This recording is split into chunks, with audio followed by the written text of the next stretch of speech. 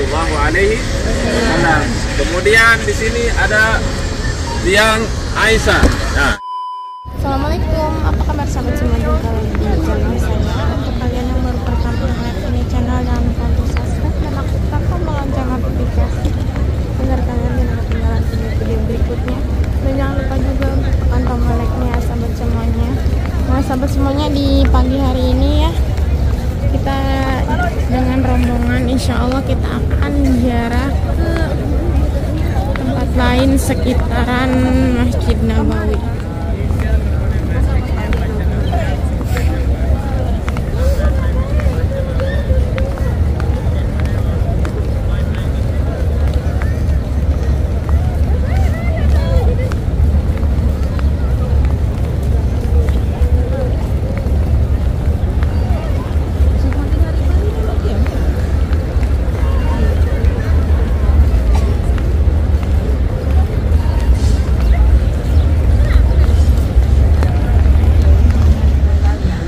Assalamualaikum warahmatullahi wabarakatuh. Ya, ini sudah tidak usah dirujuk lagi. Ini yang namanya rotoh. Mana sudah sholat dan ibu-ibu sudah melihat gambarnya. Mari kita lihat di sini. Ya, ma baina baiti wa minbari rawdatun min riyadil jannah. Ini adalah rumah Rasulullah SAW di sini. Itu mimbar. Dan di dalam itu banyak tiang-tiang. Makanya ke depanan.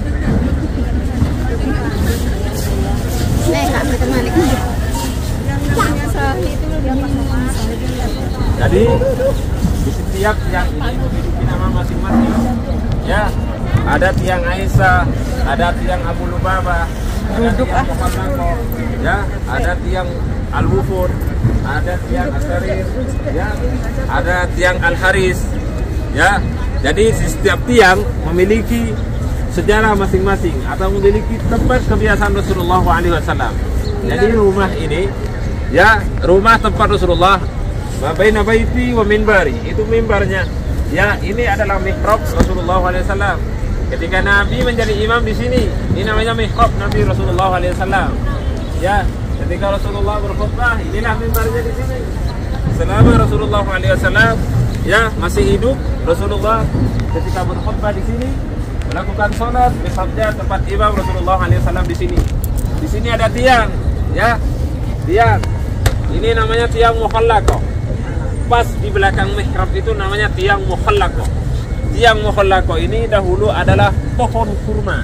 Pohon kurma yang dipakai oleh Rasulullah SAW selama Rasulullah SAW berada di kota Madinah. Akhirnya pohon kurma ini sudah mulai rapuh, rusak, ya, rusak. Dan ingin diganti oleh Rasulullah SAW.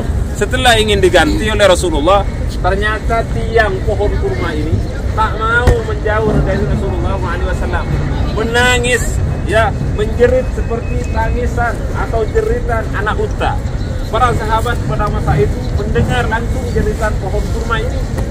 Apakah kita tidak malu kepada pohon ini? Pohon, ya, tidak memiliki hati, tidak punya otak, tapi tak ingin berpisah dengan Rasulullah SAW, nangis menjerit seperti anak unta. Rasulullah SAW dan para sahabat menyaksikan pada saat itu peristiwa itu. Namanya tiang mukhallaqah. Tiang apa? Tiang apa? Ya, tiang mukhallaqah. Ya, tiang mukhallaqah. Ayo saya lagi pening ini. Tiang mukhallaqah. Sampai darah saya naik ke atas. Tiang mukhallaqah. Tiang apa, Pak? Tiang mukhallaqah, salah satu tiang dipakai Rasulullah di akhir, ya, Rasulullah SAW setelah pohon kurma ini sudah mulai rapuh, ya, rusak, nah, ingin diganti oleh Rasulullah SAW. Ternyata tiang ini tak mau terpisah dengan Rasulullah SAW. Ibarat istri dan suami sudah sangat setia kepada suaminya. Jadi tiang ini tidak mau menjauh dari Rasulullah. Akhirnya kata Rasulullah, kamu nanti bersamaku di surga. Makanya tiang ini berhenti menangis dan menjerit, diganti dengan pohon kurma yang baru. Bayangkan pohon saja sama cinta kepada Rasulullah SAW. Apakah tidak cukup masuk ke akal kita, ya? Betapa mulianya dan agungnya Rasulullah SAW. Apakah masih mau main-main, masih ragu-ragu? kita hanya lihat main-main ke tempat ini. Jangan salah niat, ya. Jadi ini tiang pohon pelakon. Sebenarnya ini tapisan ini bukan ini. Ini mihrab pas di belakangnya karena terhalang dengan tiang ini. Jadi inilah tiang pohon pelakon. Kemudian ibu-ibu rahmatullah Allah, ini adalah tiang, ya, tiang asarir. Ada tiang asarir, ya. Yang di asarir itu Rasulullah SAW ketika meletakkan sajadahnya melakukan sholat, dan di tiang asarir itu istri tercinta Rasulullah SAW, Siti Aisyah, ya, Siti Aisyah ketika sedang menyisir rambutnya, ya, sedang menyisir rambutnya, berhias di tiang asarir, namanya tiang asarir. Disitulah Siti Aisyah sedang ketika dandan bercermin, ya, menyisir rambutnya, maka dinamakan tiang asarir. Kemudian ada tiang al-haris, ada di pojok sana, anggap saja di sini. Al-haris itu ketika para sahabat menjaga baginda Rasulullah SAW. Ketika para sahabat Rasulullah SAW di dalam rumahnya, ini kan rumah di sana. Ini tiang ini luarnya. Jadi para sahabat menjaga Rasulullah SAW, maka dinamakan tiang al-haris. Kalau di bank itu security, ya, pakai kutu merah itu haris, ya, tapi security itu, ya. Jadi tiang al-haris. Kemudian tiang al-wufud. Di tiang al-wufud itu Rasulullah SAW antara di sini, ini di sini yang al-wufud. Tiang al-wufud. Tiang al-wufud itu tempat khusus Rasulullah SAW ketika menerima tamu dari luar negeri. Ketika Pak Presiden menerima tamu dari luar negeri, tamu khusus, tempat khusus. Ketika ada kerajaan atau pemerintah dari staf datang ingin menemui Rasulullah, maka ditempatkan di tiang al-wufud. Tiang apa? Al-wufud. Kemudian ada tiang nubaba. Tiang apa? Nubaba. Tiang apa? Nubaba. Bukan nubaba. Kayak wae. Tiang nubaba. Abu Lubaba. Tiang taubat. Ya. Tiang Abu Lubaba. Kenapa dinamakan tiang Abu Lubaba? Salah satu sahabat namanya Abu Lubaba dahulu membocorkan rahasia Rasulullah SAW, ya, membocorkan rencana atau rahasia Rasulullah SAW. Sebagai bentuk penyesalannya, sahabat Abu Lubabah ini, apa ibu ini main kucing, bu?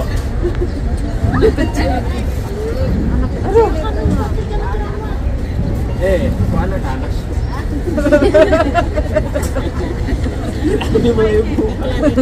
Jadi yang Abu Lubabah ini salah satu sahabat yang pernah membocorkan rencana atau rahasia Rasulullah SAW. Maka Abu Lubabah ini karena memiliki penyesalan yang begitu luar biasa, akhirnya mengikat dirinya sendiri di pohon kurma atau di tiang yang ada di dalam masjid itu. Maka dinamakan tiang taubat atau tiang Abu Lubabah. Abu Lubabah ini meminta maaf kepada Rasulullah dan menunjukkan betapa penyesalannya yang begitu luar biasa karena membocorkan rahasia baginda Rasulullah SAW. Kemudian di sini ada tiang Aisyah. Nah, ini tiang Aisyah. Tiang Aisyah. Kenapa dinamakan tiang Aisyah di sana? Karena di sana Rasulullah SAW ketika Siti Aisyah melihat Rasulullah SAW setiap malam ketika melakukan sholat tahajud pas di tiang Aisyah. Tiang Aisyah ini memiliki keutamaan yang begitu luar biasa. Riwayat dia diriwayatkan dari Siti Aisyah radhiyallahu anha bahwasanya Rasulullah SAW bersabda, barang siapa yang mengetahui tentang keutamaan atau fadilah tiang Aisyah ini, hendaknya kita semua atau mereka kita semua ini akan mengadakan undian, akan ikut antrian untuk bisa melakukan sholat pas di tiang Aisyah ini. Ya, karena memiliki keistimewaan yang begitu luar biasa. Di setiap doa-doa kita insya Allah diijabah oleh Allah Subhanahu wa Ta'ala. Kalau di Ka'bah itu namanya multazam. Ketika kita berada di Ka'bah, multazam, usahakan di antara rukun Hajar Aswad pintu Ka'bah itu namanya multazam. Multazam Rasulullah SAW pernah menempelkan badannya, pipinya, tangannya. Jadi ketika melihat jamaah itu kerantungan di depan Ka'bah, itu bukan mau naik ke Ka'bah. Itu dahulu Rasulullah menempelkan badannya, pipinya bergelantung di pintu Ka'bah. Itu namanya multazam. Sama di sini tiang Aisyah yang ada dalam Raudhah, kata Rasulullah, ketika kita mengetahui dan kita ini akan mengadakan undian agar ikut mendapatkan nomor ya agar bisa melakukan sholat di tiang Aisyah ini karena memiliki keistimewaan berada di dalam Raudhah, taman dari taman surga. Kita paham semua ya? Saya percaya. Anda ini memang pecinta sejarah semuanya. Ada tiang apa saja di sini? Alibaba. Bukan Alibaba.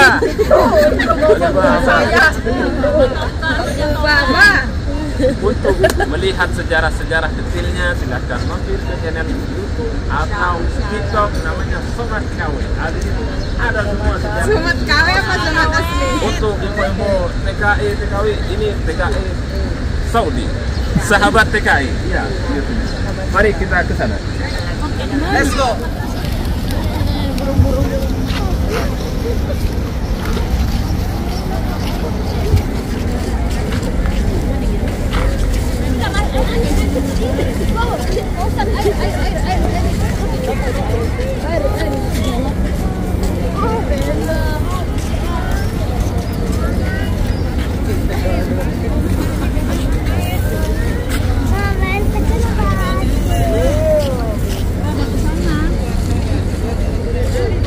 Ini ada yang berapa tahun di sini? Burung dara, salah satu burung yang dihormati, ya, tidak boleh dimakan di sini, dilindungi. Para jemaah dari seluruh penjuru dunia, Indonesia, dari luar negara Indonesia, mereka ketika berada di Haramain, Mekah, Madinah, pasti menyempatkan diri memberi makan ke burung dara. Ya, ada apa dengan burung dara ini? Halo Bu. Ada apa dengan burung dara ini? Kenapa jemaah sampai membeli beras 5 rial, jagung 5 rial, dikasih ke burung dara? Apakah tidak ada cara lain? Karena burung dara ini memiliki sejarah dengan baginda Rasulullah SAW. Makanya di sini burung dara tidak boleh dimakan. Ya.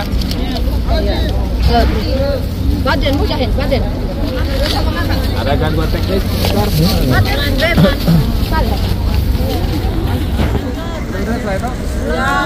Burung dara, kenapa burung dara di sini tidak boleh dimakan? Kenapa setiap jemaah itu mau beli jagung, beras, untuk dikasih ke burung dara? Padahal bukan orang, dalamnya kasih kita. Karena burung dara ini memiliki sejarah dengan baginda Rasulullah SAW. Barang apa saja ketika memiliki sangkut paut dengan Nabi pasti dimuliakan. Ya, burung saja ikut dimuliakan, apalagi umatnya yang selalu cinta kepada Rasulullah, cinta berselawat, pasti hidupnya dimuliakan oleh Allah Subhanahu wa Ta'ala. Burung dara saja di sini para jemaah rela beli 5 rial, 10 rial dikasih kepada burung dara karena memiliki sejarah dengan baginda Rasulullah SAW. Di waktu Rasulullah SAW hijrah, ya, keluar dari kehalamannya, dari rumah beliau menuju ke salah satu bukit yang dinamakan Jabal Nur yang ada di kota Mekkah. Di sanalah Allah Subhanahu wa Ta'ala memerintahkan seekor burung dara dan seekor laba-laba untuk menutupi celah batu gua yang ada di Jabal Nur. Allah Subhanahu wa Ta'ala memerintahkan yaitu seekor laba-laba untuk menutupi mulut gua atau lubung gua yang satunya. Lubang yang satunya Allah Subhanahu wa Ta'ala perintahkan burung dara, ya, bersarang, bertelur. Allah menumbuhkan pepohonan yang ada di sana sehingga Rasulullah SAW di waktu berada di dalam gua itu, orang kafir Quraisy ini berpikir, mana mungkin Muhammad ada di dalam? Kalau Muhammad ada di dalam, sarang laba-laba ini rusak. Padahal Rasulullah ada di dalam. Mana mungkin Muhammad ada di dalam? Kalau Muhammad ada di dalam, pastinya burung dara ini lari dan meninggalkan sarangnya. Itulah cara Allah Subhanahu wa Ta'ala. Karena memiliki sejarah dengan Nabi, ya, burung dara juga ikut dimuliakan. Sebagian para ulama dilarang untuk membunuh seekor laba-laba, ya, merusak sarang laba-laba tidak boleh, membunuh laba-laba tidak Tidak boleh, karena memiliki sejarah dengan baginda Rasulullah alaihi wasallam. Ketika kita hidup ini memiliki sangkut paut dengan Nabi, pasti dimuliakan oleh Allah Subhanahu wa taala. Begitu juga dengan kita mencintai Nabi, para sahabatnya, insya Allah kita hidup dimuliakan oleh Allah Subhanahu wa taala. Sedangkan burung dara saja dimuliakan oleh Allah Subhanahu wa taala. Karena ada burung dara rumahnya di bawah, tidak ada di atas, atau tidak di Madura paling atas. Tapi sayangnya di sana dijadikan ini apa? Nyandok nyandeng Madura. Apa kalau di sana? Lomba. Iya, dapat sepeda, dapat mobil. Di sini tidak, dikasih makan selayaknya manusia. Itulah bedanya antara tanah Madura dengan tanah Saudi. Jadi, para jemaah rahmati Allah, kita berada di salah satu tempat yang saat ini kita kunjungi atau datangi. Ini di sebelah kanan ini adalah masjid, ya, Masjid Ghamamah. Ya, Masjid Ghamamah atau Masjid Awan. Masjid Awan ini namanya. Masjid Ghamamah. Kenapa dinamakan Masjid Awan? Karena pada saat itu Rasulullah SAW didesak oleh para sahabatnya, ya, para sahabat meminta kepada Nabi agar Rasulullah mendoakan kota Madinah ini segera dituruni hujan. Selama berbulan-bulan tidak hujan. Akhirnya para sahabat mengadu kepada Rasulullah agar didoakan kepada Allah agar segera tanah Madinah ini basah dengan air.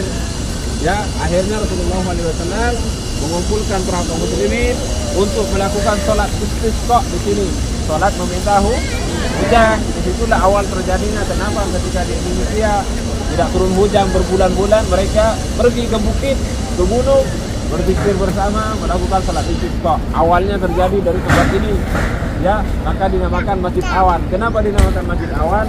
Karena di waktu Rasulullah SAW keluar dari Masjid Nabawi itu, Rasulullah selalu diikuti oleh awan tebal, ya, yang menjadi atau naungan Rasulullah SAW. Jadi awan ini kemanapun Rasulullah pergi selalu mengikuti Rasulullah. Kalau nanti di Jeddah ibu-ibu pulang ke sana ada awan yang selalu mengikuti, maka itu bukan awan, ternyata itu payung. Itulah bedanya antara Rasulullah dengan kita. Ya, dulu Rasulullah keluar dari rumahnya, awan selalu mengikuti sampai tiba di kota, di masjid ini. Waktu Rasulullah berkhutbah, tetap awan itu ada di atas Rasulullah sehingga sahabat menyaksikan pada saat itu. Akhirnya setelah selesai Rasulullah berkhutbah, sholat istisqa, Rasulullah SAW berdoa, di seketika itu hujan turun. Ya, makanya ketika tanah kita lama tidak turun hujan di Indonesia melakukan sholat istisqa di pegunungan kah, berzikir bersama, itu cara dari masa Rasulullah SAW. Dinamakan Masjid Ghamamah, Masjid Awan, karena pada saat itu sahabat melihat awan itu ada di atas Nabi Sallallahu Alaihi Wasallam. Dan di sini Rasulullah SAW karena waktu pertama kalinya ketika tiba di Madinah, waktu melakukan sholat Idul Fitri, sholat Lebaran Rasulullah SAW di sini. Ini dahulu area lapang. Di sinilah Rasulullah pertama kalinya melakukan sholat Idul Fitri, ya, sholat Id. Kemudian yang kedua Rasulullah melakukan sholat gaib untuk siapa? Raja Habasyi yang tinggal di negeri Habasah. Ya, Raja Habasyi ini pernah melindungi para kaum muslimin waktu mendapatkan perlawanan kasar di kota Mekah. Para kaum muslimin berlindung pergi ke Habasah, ke Habasyiah, dilindungi oleh Raja Habasyi. Dan Raja Habasyi ini ulul Islam. Ya, dengan bentuk terima kasih Rasulullah kepada Raja Habasyi, salah satu raja yang pernah melindungi para kaum muslimin, Rasulullah melakukan sholat gaib di sini, mengumpulkan para sahabatnya. Ketika sholat jenazah, jenazahnya ada di depannya. Ketika sholat gaib berarti jenazahnya ada di Indonesia. Iya, itu namanya sholat gaib. Ketika sholat jenazah, mayatnya ada di depan kita. Mayatnya ada di depan kita. Ketika sholat gaib, ada keluarga bapak dan ibu yang meninggal di Indonesia, maka caranya yaitu sholat gaib. Artinya untuk jenazah yang jauh di sana. Paham? Paham Bapak Ibu? Ini ada satu masjid lagi. Ini namanya Masjid Abu Bakar. Oh iya, tahu. Ini namanya Masjid Abu Bakar. Khalifah pertama apa ini? Kenapa dia balen? Itu Masjid Abu Bakar. Khalifah pertama bertua Rasulullah alaihi wasallam. wasallam. Kepemimpinan yang jatuh pertama ialah ke Sayyidina Abu Bakar As-Siddiq. Setelah Rasulullah wafat, maka Sayyidina Abu Bakar As-Siddiq. Yang mendampingi Rasulullah hijrah adalah Sayyidina Abu Bakar As-Siddiq. Ya, Rasulullah SAW di dalam hal apapun tetap yang ada Sayyidina Abu Bakar As-Siddiq. Maka diangkat khalifah pertama setelah Rasulullah SAW wafat. Maka ini namanya Masjid Abu Bakar As-Siddiq, ya, peninggalan sahabat Rasulullah SAW. Di sana lagi ada masjid warnanya putih, itu namanya Masjid Ali Karramallahu Wajhah, ya, atau Masjid Sayyidina Ali. Oh iya ya, oh jadi itulah Masjid Ali Karramallahu Wajhah, sepupu sekaligus menantu Rasulullah SAW. Hari ini aduh biwa. Jadi itu adalah Masjid Ali Karramallahu Wajhah, sepupu sekaligus menantu Nabi, ya, khalifah terakhir yang dibunuh, ya, dan dibunuh di dalam masjid itu, dibunuh Sayyidina Ali, ya, waktu melakukan sholat atau sedang menjadi imam, maka ditusuk dari belakang, maka meninggallah Sayyidina Ali Karramallahu Wajhah. Jadi para jemaah yang dirahmati Allah, kami, ya, Abdul Somad Kawi ini mau meminta maaf kepada semua para jemaah, baik pelayanan kami, kekurangan kami dari hal tempat, makanan, apapun semuanya. Ketika ingin demo, silakan demo kami. Namun kami tidak sengaja, bukan secara sengaja, ingin memberikan fasilitas yang tidak baik, ingin memberikan yang tidak baik.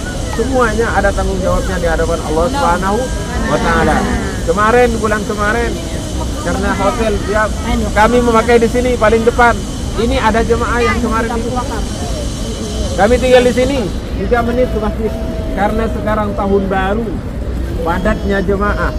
Ketika memakai 1 hari tidak dikasih. Tidak ada di antara kota Mekah, Jeddah yang berangkat saat ini. Alhamdulillah kita paling lancar masuk ke tempat tinggal.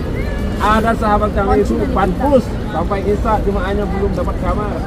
Ada teman saya itu yang di sana biayanya juga lebih tinggi dari sahabat semuanya.